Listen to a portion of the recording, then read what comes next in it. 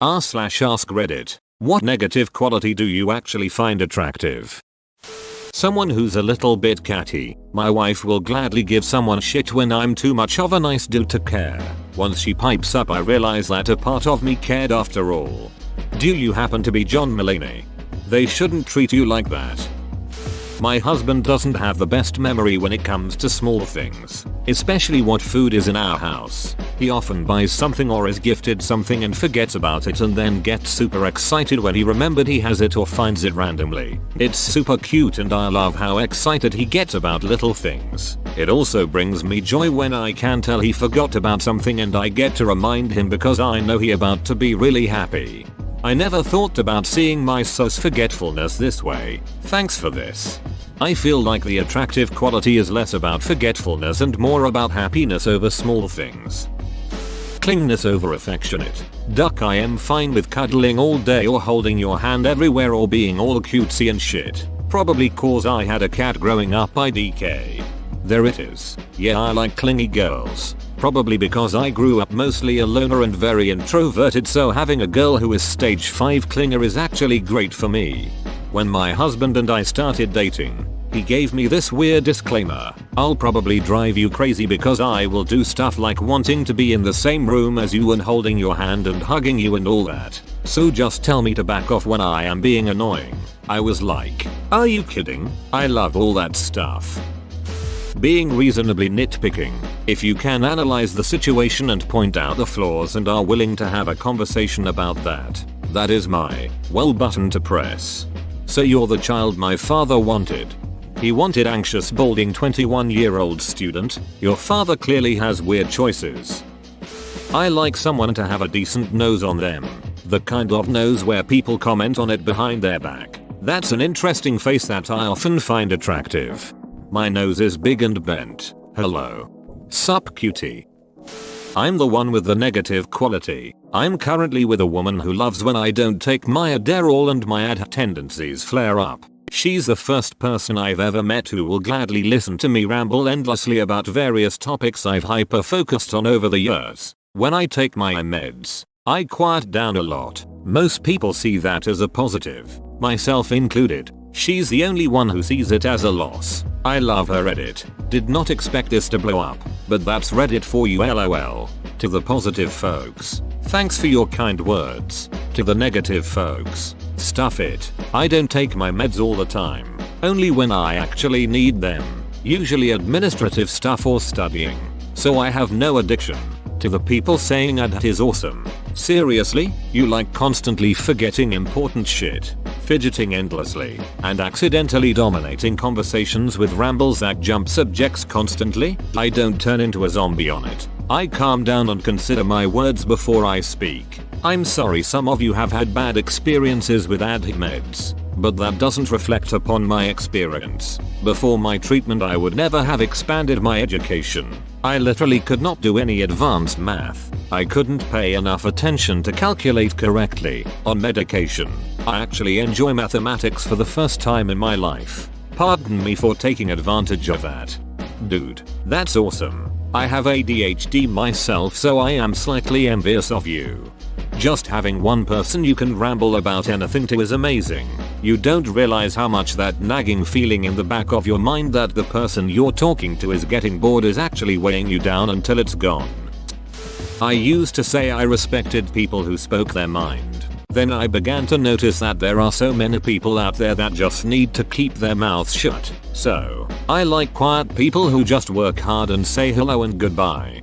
Whether or not the person possesses any eloquence is a big determining factor as to whether or not they're being obnoxious when speaking their mind. If they're just loud and abrasive, well, ain't nobody got time for that. What if they're quiet and abrasive? Nothing kills a good burn like someone going, "Sorry, can you repeat that?" 6 ducking times. I find traditionally weird annoying laughs cute. I briefly dated a girl who would shout HA and then snort when she laughed, and it drove me ducking wild for some reason. I shout HA. I also have a Dr. Hibbert laugh. Awkwardness. I find it kind of endearing, and usually the more awkward they are the less judgmental they are, and it just makes it more comfortable to be around them. Where have you been all my life? That's how I landed my first date with my wife. Couldn't get through asking her out without stumbling over my words, and when I left the room I tripped on my way out. Honesty. I spent a few weeks in Russia, and it was so refreshing. Someone thought my hat was stupid, and another thought my opinions of soccer were all wrong. They say what they think like they're talking about the weather. It feels so good to be around people that say what they think to me instead of behind my back. You're ugly and your opinions are dumb. You free Friday? I am free, but I'd rather ram an ice pick through my own eyeball than spend Friday with you. Want to go for lunch this afternoon? People who are quiet and unassuming until someone says or does something out of line. When they turn into a no bullshit verbal battering ram after that. I love that shit. One of my favorite sayings I try to live by is do no harm, but take no shit. There are 3 things all wise men fear: the sea in storm, a night with no moon, and the anger of a gentleman. Patrick Rothfuss, The Wise Man's Fear. Taking advantage of situations in the name of efficiency. So, Germans? I'm German. Did not laugh. It's inefficient to laugh. I love it when a woman shouts and curses at me, preferably in another language. You should marry a Mexican mom. They don't hold back. Dated a woman from the Dominican Republic. They have that same fire burning in them. I fucking love it. Grey hair. I feel like it gets a bad rep where I've had people telling me they would cry if they got grey hair. I personally quite like it, so such a strong reaction confuses me. My hair started graying last year. I was excited to rock the salt and pepper look in the upcoming years. I'm getting a little bit of silver and grey in my beard. I'm 21 years old. Glasses. Person can't see proper, but glasses are super cute. Oh my god, my partner is so hot with glasses on. Username does not check out. Clingy. Duck and latch onto me, baby. When we first became official, I turned to my now ex and said once I get attached to someone I get kinda clingy. So tell me if it becomes an issue, and he responded with I like clingy. Latch on. Well, wouldn't you know it, he actually preferred to keep himself at arm's length, both physically and emotionally, at all times, and it became a running joke that I was a creep for being so into him. I'm still holding out hope someone will be okay with appreciate that I tend to put a lot of effort into a relationship. Like, too much TBH. Edit. I like that I'm getting half I relate and half you have problems. I like the variety. Not fond of the hate messages, though. Just to clarify, I'm clingy in the way that I want to fulfill every need. I love spending time alone with my partner. I'm pretty touchy-feely. I like PDA, and I do get anxious when I don't hear from them for a while. One day plus, unless I know they're busy, out of town, etc. I have hobbies. I like spending time alone pretty often. I can do my own thing. I don't blow up someone's phone because I haven't heard from them in 20 minutes. I think people get attracted to the idea of someone wanting them so much they get clingy and possessive. I'm definitely guilty of that. Eventually you realize that someone always clinging onto you is exhausting. The ideal balance is someone who loves to hold you close and claim you as theirs, but is confident and secure enough to let you go for a while, and switch easily between the two. Of course, that's a hard balance for anyone to strike. Apparently white trash judging by my last few exes. Oof. Phew. Being opinionated. It's such a negative now because of people who are like, your opinion is wrong because you don't agree with me. But I love talking or debating about people's opinions because it can open yours or someone else's mind. Right on. So many folks seem to be in agree or argument mode that the concept of debate just doesn't compute. Clumsiness, awkwardness. Hell, edit. Sorry, I tripped over and dropped the O. Absolute mad lad. When someone is still finding themselves, a lot of people regard it as a bad thing, but I view it as a possible sign that that person has a growth mindset, and therefore I have a chance to grow together with that person and form a strong relationship in the future. Also, titties. Wait, how are titties a negative? I am pretty sure they're a big plus. Maybe they are backbreakingly big. I've been in Asia for 15 years now. Basically everything the locals find unattractive, I really like.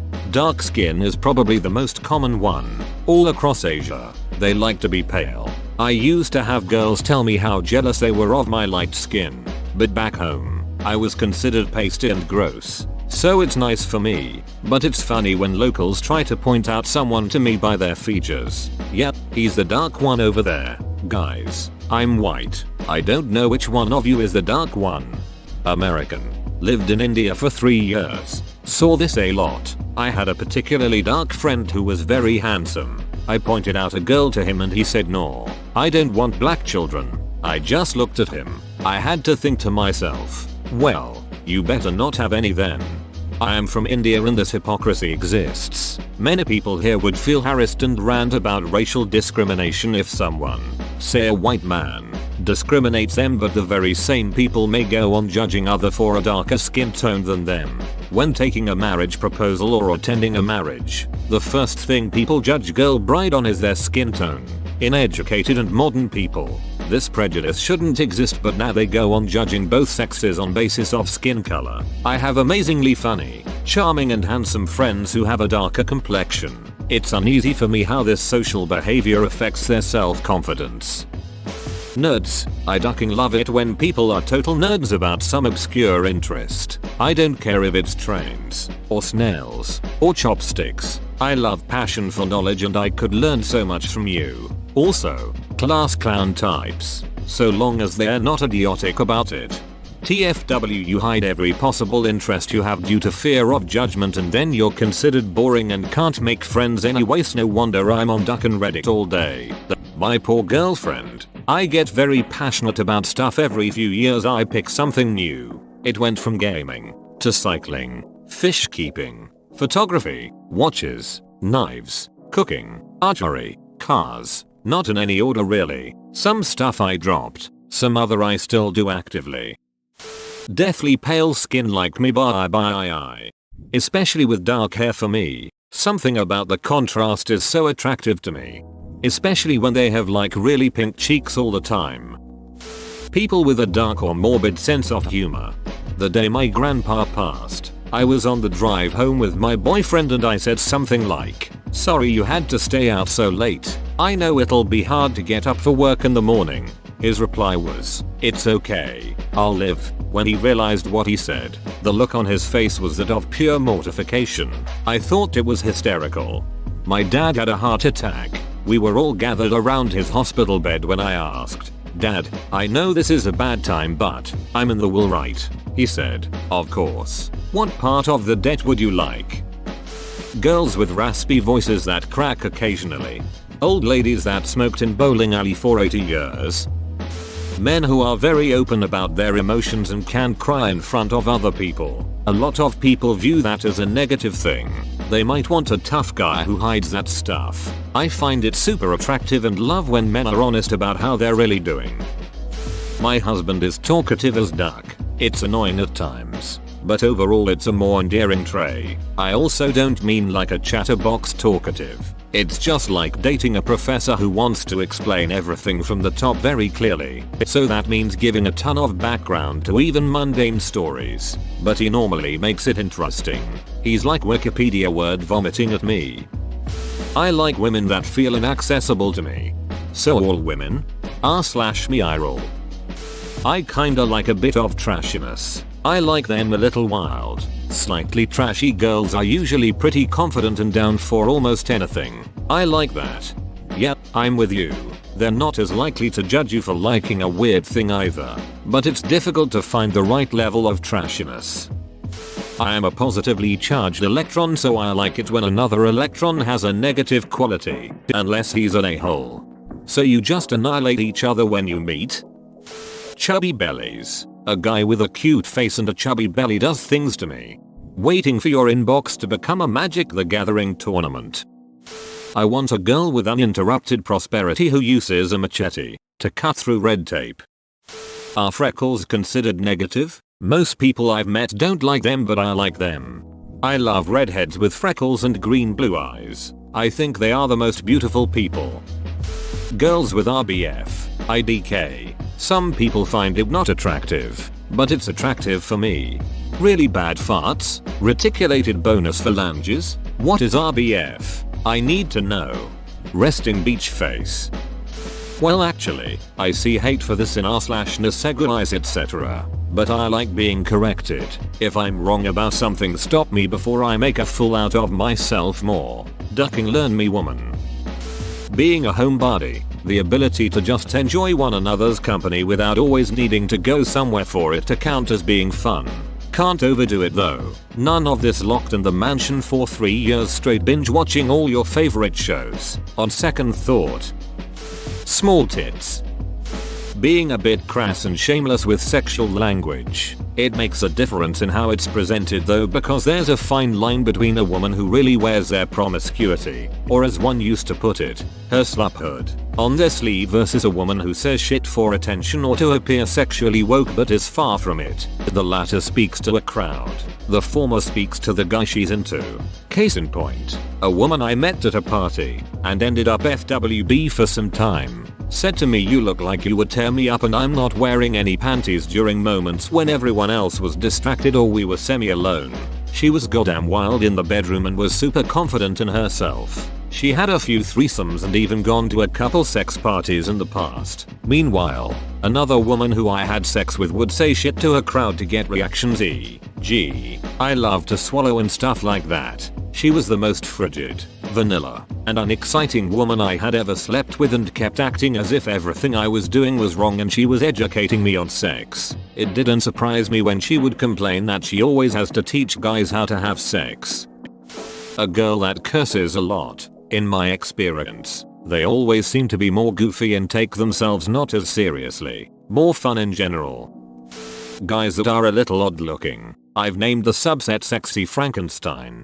LMAO, my friends and I call these guys Frankenfiends. Crooked teeth. Not like falling out of your head, but coming in crooked.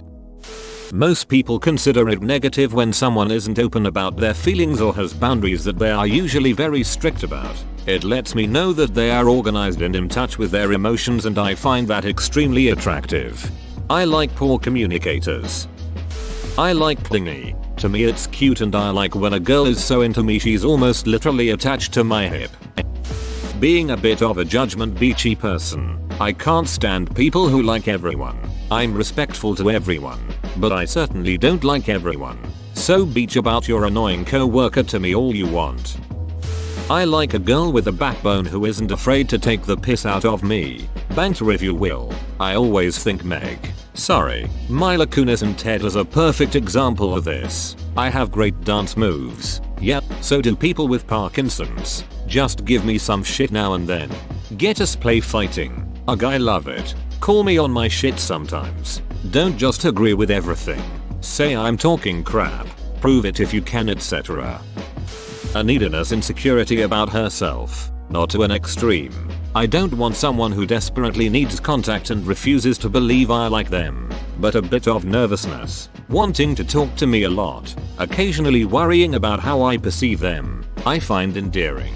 It's probably not a great thing to look for in a partner, but as someone who has suffered a lot from low self-esteem and anxiety, I can kinda relate. I enjoy being someone that they can build that self-esteem around. However, the two long-term girlfriends I've had both started as very insecure, needy and clingy. Over the course of the relationship, became super self-confident, sexy, outgoing people, and then left me. So maybe I'm ducking shit up for myself.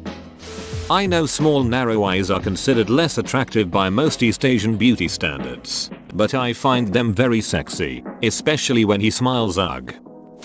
Being hateful. I enjoy hating things together. Whoa, you made it to the end? You're a ducking beast. I'll cut you a deal. Smash like and subscribe for more curated content, bruh. It's free and that's a great price.